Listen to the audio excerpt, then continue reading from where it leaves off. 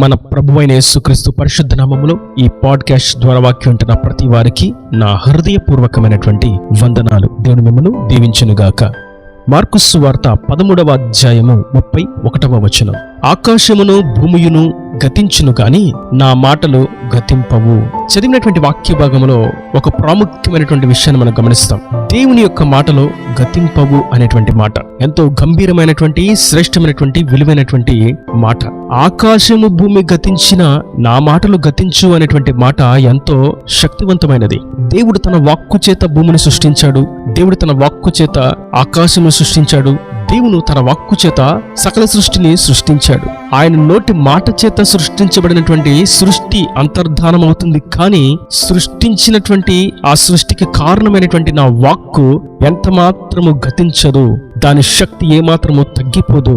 ఆ శక్తి బలమైనదిగా ఖడ్గము వలె, అగ్ని జ్వాలల వలె నిలిచి నిరంతరం ఉంటుంది తప్ప అది అంతర్ధానమయ్యేది కాదు. ప్రభువును గురించి మనం చూస్తాం. ఆయన నిన్న నేడు నిరంతరమును ఏకరీతిగా ఉన్నవాడు. ఆయనలో ఏ చంచలత్వము లేదు. ఏ గమనముల వలన కలిగేటువంటి ఛాయ అయినను లేనేలేదు. ఆయన నిన్న నేడు నిరంతరం ఏకరీతిగా మారనివాడుగా ఉన్నాడు, మహనీయుడిగా ఉన్నాడు, మార్పు చెందనివాడుగా ఉన్నాడు.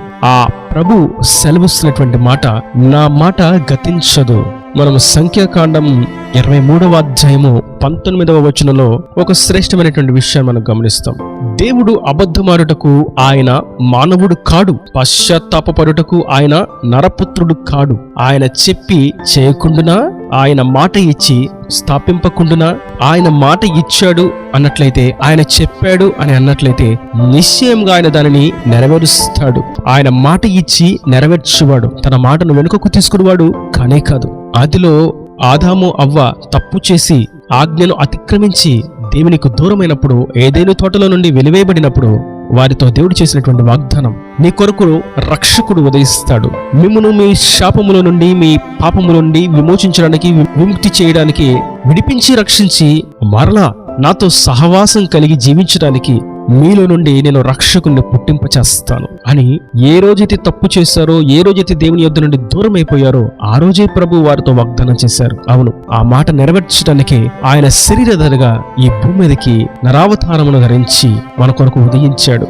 ఆయన శిలువ మరణము చేత, ఆయన మరణ పునరుద్ధానముల చేత మనకు విమోచన మరియు నిత్యరక్షణ అనుగ్రహించబడి ఉన్నది. నేటి వాక్యం వింటున్నటువంటి నా ప్రియ సహోదరులారా, ఈ లోకం సమస్తము కూడా అంతర్ధానం కాబోతుంది, గతించిపోబోతుంది. అందుకే పేతురు అంటాడు తన పత్రికలో, ఈ పంచభూతములు మహావేంద్రముతో లయమైపోతాయి, అవి నిలిచేవి కానే కాదు.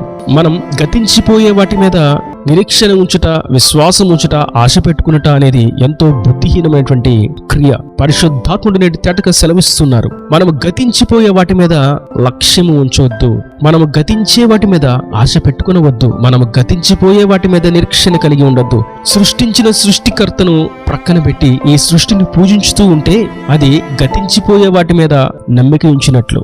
ఈ భూమి మీద సమస్త జీవులు, మనిషితో సహా సమస్తమును కూడా ఒకానొక రోజు అంతర్ధానం కావలసి ఉన్నది. ఈ జీవము నిలిచి ఉన్నటువంటి ఈ భూమి, ఆకాశములు, పంచభూతములు కూడా గతించిపోబోతున్నాయి. అయితే ఆయన మాట మీద విశ్వాసం ఉంచిన వారు, ఆయన మీద ఆశ పెట్టుకున్న వారు, ఆయన కొరకు కనిపెట్టుకుని ఉన్నవారు, ఆయన మీద నిరీక్షణ ఉంచిన వారు నిశ్చయముగా గతింపక జీవమును పొందుకున్న వారుగా, మహిమ నుండి అధిక మహిమకు, నిత్య మహిమలోకి, నిత్య రక్షణను పొందుకున్న వారుగా, నిత్య రాజ్యంలోనికి వారసులుగా మార్చబడతారు. కనుక మనం గమనించవలసినటువంటి ప్రాముఖ్యమైనటువంటి విషయం, మనం గతించిపోయే వాటి మీద మనస్సు ఉంచకూడదు.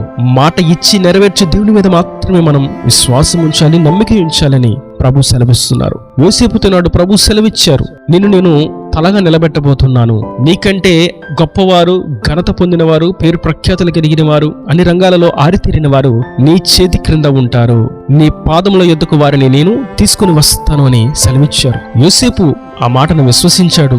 ఆ మాటను విశ్వసించిన తోడనే, ఆ దర్శనము కలిగిన తోడనే యోసేపుకు ఎన్నో శ్రమలు, శోధనలు, కష్టాలు, బాధలు, ఇబ్బందులు, నిరాశ, నిస్పృహలు, ఆటంకాలు, తిరస్కారములు ఎదురయ్యాయి. అయితే యోసేపు మాత్రం గతించిపోయే వాటి మీద విశ్వాసం ఉంచలేదు, వాటి మీద ధ్యాస పెట్టలేదు, ఇది శాశ్వతము అని అనుకోలేదు. దేవుని చిత్తము చేయడానికి, దేవుని యొక్క వాగ్దానం నెరవేర్పు కొరకు ఆ దిశగా సాగిపోయాడు. ఆయన మీదే నమ్మిక ఉంచాడు. మాట ఇచ్చి నెరవేర్చగలిగిన శక్తిమంతుడు నా ప్రభువు ఒక్కడే, నా రక్షకుడు ఒక్కడే అని ఆయన కార్యం కొరకు కనిపెట్టుకుని ఉన్నాడో ఆ రోజు రానే వచ్చింది. యోసేపు తల హెచ్చించబడింది. చెరసాలలో ఉన్నటువంటి యోసేపు, అందరి చేత వెలివేయబడినటువంటి యోసేపు, అపనిందల పాలే తలదించుకున్నటువంటి యోసేపు, నిష్కారణంగా చెరసాలలో వేయబడినటువంటి యోసేపు యొక్క తల దేవుడు హెచ్చింపచేశాడు. వారందరి ముందు యోసేపును ఘనపరిచాడు. కారణం ఒకటే, దేవుడు మాట ఇచ్చాడు, దానిని నిశ్చయంగా నెరవేరుస్తాడు అనేటువంటి విశ్వాసం యోసేపులో ఉన్నది. ఆయన మాట గతించేది కాదు, ఆయన మాట ఇచ్చి నిశ్చయంగా నెరవేరుస్తాడు. ఆయన మాట ఇచ్చి మాట తప్పే దేవుడు కానే కాడు. ఆయన సత్యవంతుడు, యథార్థవంతుడు, నీతిమంతుడు, శక్తిమంతుడు, నీతిగల న్యాయాధిపతి అని యోసేపు గుర్తించి ఉన్నాడు. కాబట్టి యోసేపు పొందుకున్నటువంటి వాగ్దానము తన జీవితంలో నెరవేర్చబడింది. నేటి వాక్యం ఉంటున్నటువంటి నా ప్రియ సహోదరులారా, మనం దేవుని చేత వాగ్దాన సంతోషకరమైనటువంటి మాటలను పొందుకున్నట్టు ఒక ఎత్తు అయితే, దానిని అనుభవపూర్వకంగా మనం అనుభవించడానికి వేచి ఉండవలసినటువంటి ఆ సమయంలో ఆయన మీద మాత్రమే మనం విశ్వాసం ఉంచవలసిన వారమై ఉన్నాము. గతించిపోయే వాటి మీదకి విశ్వాసమును త్రిప్పివేసే విధంగా అపవాది ఎన్నో ప్రయత్నాలు చేస్తూ ఉంటాడు. ధనం మీదకు దృష్టి ఉంచినట్లుగా, ఉద్యోగం మీదకు దృష్టి ఉంచినట్లుగా, వ్యాపారం మీదకు దృష్టి ఉంచినట్లుగా, ఘనత మీద దృష్టి ఉంచినట్లుగా, బిడ్డల మీద దృష్టి ఉంచినట్లుగా, చదువుల మీద దృష్టి ఉంచినట్లుగా, ప్రభుత్వ ఉద్యోగాల మీద దృష్టి ఉంచినట్లుగా, దుర్బోధకుల మీద దృష్టి ఉంచినట్లుగా, సత్యాన్ని వక్రీకరించి అసత్యమును బోధించే వారి మీద దృష్టి ఉంచినట్లుగా వాడు ఎన్నో బాణాలు వేస్తూ తప్పింపు చేస్తూ ఉంటాడు. సత్యము నుండి అసత్యమునకు త్రిప్పివేస్తూ ఉంటాడు. ఆ సందర్భంలో మనం దాన్ని గుర్తించి ఆ గతించిపోయేటువంటి దుర్బోధల మీద, గతించిపోయేటువంటి అబద్ధపు ప్రవక్తల మీద, గతించిపోయేటువంటి ధనము మీద, గతించిపోయేటువంటి లోక భోగాల మీద, లోక ఇచ్చల మీద మన మనస్సు ఉంచక నిరంతరం నిలిచి కార్యము సఫలము చేయగలిగినటువంటి దేవుని వాక్యం మీద మనం నిరీక్షణను, విశ్వాసము ఉంచినట్లయితే నిశ్చయంగా ఆ ప్రభువు చేసినటువంటి ప్రతి వాగ్దానము, ఆయన చెప్పిన ప్రతి మాట మన జీవితంలో 100% నెరవేర్చగలడు. అందుకే మత్తయి సువార్త 5వ అధ్యాయంలో చూస్తాం, ధర్మశాస్త్రం అంతయు నెరవేరే వరకు దానిలో ఒక పొల్లైనను సున్నాయినను తప్పిపోదు అని చెప్తారు. దాని యొక్క అర్థం, నేను చేసిన వాగ్దానం నిశ్చయంగా నెరవేరుస్తాను, అది నెరవేర్చేంత వరకు దానిలో ఒక పొల్లైనను సున్నాయినను తప్పిపోదు అని ప్రభు సెలవిస్తున్నారు. అయితే అక్కడ గుర్తించవలసినటువంటి ప్రాముఖ్యమైనటువంటి విషయం, మనం గతించిపోయే వాటి మీద నమ్మిక ఉంచక, మనము గ్రహింపలేని గొప్ప కార్యములు చేయు శక్తివంతులైనటువంటి దేవుని మీద మాత్రమే విశ్వాసం ఉంచాలని ప్రభు సెలవిస్తున్నారు. కనుక అట్టి విధంగా మనం ఆయన మీద విశ్వాసం ఉంచుదాం. మనము చూస్తున్నటువంటి ఈ సర్వ సృష్టి, ఈ కనులకు ఇంపైనవి, ఈ రమ్యమైనవి, ఈ కనులకు ఆహ్లాదాన్ని, హృదయానికి ఉల్లాసాన్ని ఇచ్చేటువంటి ప్రతి సన్నివేశము, ప్రతి క్రియ, ప్రతి సృష్టి అంతా కూడా అంతర్ధానం కాబోతుంది, గతించిపోబోతుంది. ఈ గ్రహము కాదు వేరొక గ్రహం అనుకున్నా, ఆ గ్రహము కాదు మరొక గ్రహము అని అనుకున్నా, ఏ గ్రహానికి వెళ్ళినా సర్వ సృష్టి కూడా, ఆయన సృష్టించినటువంటి సమస్తమును కూడా గతించిపోబోతుంది. ఈ పంచభూతములు అనగా ఆకాశము, భూమి, నీరు, నిప్పు, గాలి, ఈ పంచభూతములు కూడా మహావేంద్రముతో లయమైపోతాయి, గతించిపోతాయి. అన్నప్పుడు ఇక ఎక్కడ సృష్టి, ఇక ఎక్కడ జీవమునకు, మనుగడకు ఆస్కారం ఉంటుంది? అది ఏ గ్రహానికి వెళ్ళినా కూడా ఇక జీవమునకు ఆస్కారం లేనటువంటి, అవకాశం లేనటువంటి పరిస్థితి. మనిషి మనుగడ కొనసాగుటకు ఏమాత్రము మార్గం లేనటువంటి దుస్థితి. కనుక గతించిపోయే వాటి మీద మనం మనసును ఉంచక, మనిషి సృష్టించిన సృష్టి మీద, ఆ సృష్టి దైవము అనేటువంటి ఈ లోక సంబంధమైనటువంటి వాటి మీద మనస్సునుంచక, విశ్వాసమును ఉంచక, నిత్యము నిలిచి ఉండేటువంటి రక్షకుడైనటువంటి యేసుక్రీస్తు మీద మనం విశ్వాసం ఉంచి ఆయన ఉండి నిత్య రాజ్యానికి మనం వారసులుగా మార్చబద్దుముగాక. ఈయన దేవుని మాటల ప్రతి వాని హృదయంలో నీరు కట్టి ఫలింపు చేయను గాక.